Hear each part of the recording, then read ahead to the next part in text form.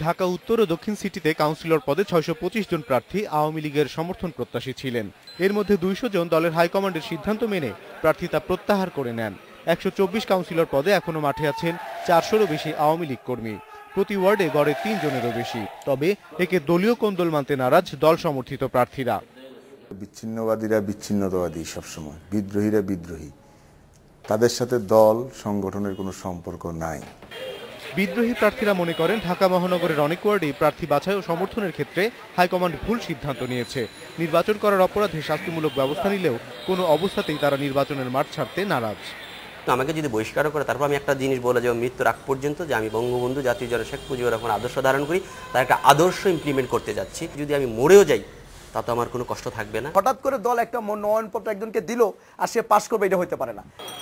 আওয়ামী লীগের কেন্দ্রীয় নেতারা এখনও আশা করছেন দলের নির্দেশ মেনে নির্বাচন থেকে সরে দাঁড়ানোর ঘোষণা দেবেন বিদ্রোহীরা, অন্যথায় দল কঠোর সিদ্ধান্ত নেবে।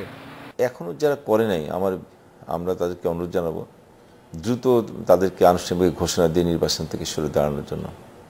না হলে দলীয় শৃঙ্খলা ভঙ্গের যে শাস্তির বিধান আসে, আমরা সেই শাস্তি প্রয়োগ করতে বাধ্য হব।